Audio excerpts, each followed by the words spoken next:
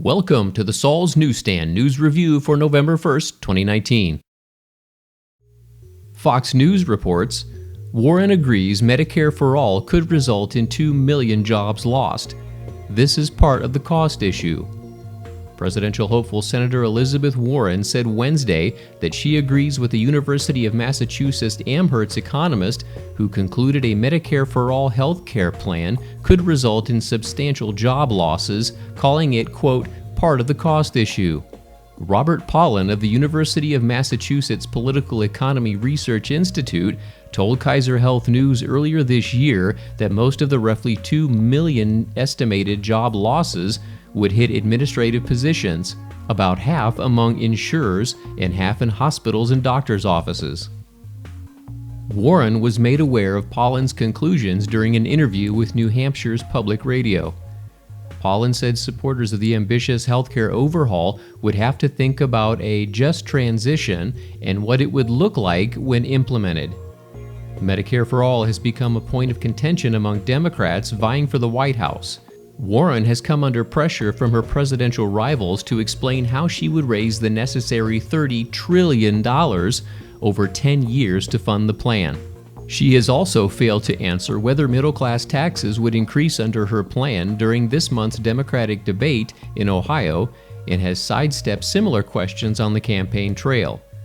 Warren said she plans to release a detailed plan soon.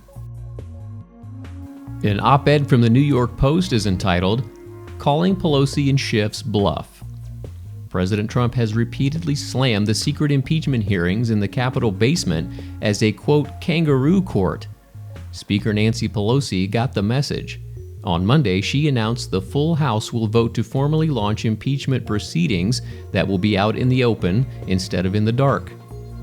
Democrats have been trying to suggest that they have the goods on Trump.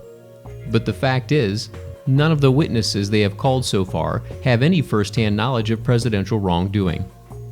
Behind closed doors and with no media allowed, House Democrats have tried to put on the appearance of a legal proceeding. At the end of each session, they leak what they claim happened. The media are all too willing to play along, printing the Democrats' claims as if they were fact. However, Schiff caved after a key witness actually challenged the committee's subpoena as illegitimate and said, "See you in court." Charles Kupperman, former Deputy National Security Advisor and one of the few people who was on Trump's Ukraine call, filed a lawsuit arguing that the House committee can't compel testimony for an impeachment until the full House votes to authorize subpoenas for that purpose. That, of course, is the vote Pelosi was dodging.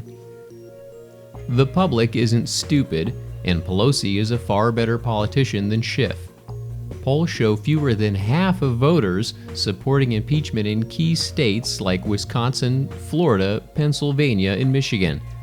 These are states Trump won in 2016, and Pelosi has been reluctant to put Democrat members from these states on the spot. Trump called her bluff. Now the Democrats will have to put up or shut up. And finally, The Hill reports, polls show support for impeachment weaker in key battleground states. New polls from several 2020 battlegrounds show more people oppose than support using impeachment to remove President Trump from office, a potential danger sign for Democrats.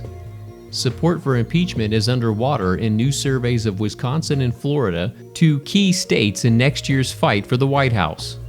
A New York Times Siena College Battlegrounds poll released Wednesday found that majorities in Michigan, North Carolina, Pennsylvania, Wisconsin, Arizona, and Florida oppose removing the president from office through impeachment.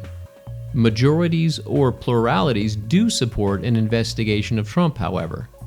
Trump's re-election campaign is emboldened by the polling, which is believed to show Democrats are running against public opinion in the states that matter the most. Polling in swing states does give the two parties some mixed signals. A Marquette University Law School survey of Wisconsin released last week found 46% supporting the impeachment inquiry, but 49% opposed. Just 44% say Trump should be impeached and removed from office, compared to 51% who oppose. And in Wisconsin, support for impeachment is far lower among independent voters. Just 35% of independents in Wisconsin say the impeachment hearings are warranted, and 33% say Trump should be impeached and removed from office. And that concludes your Saul's Newsstand News Review for November 1st, 2019.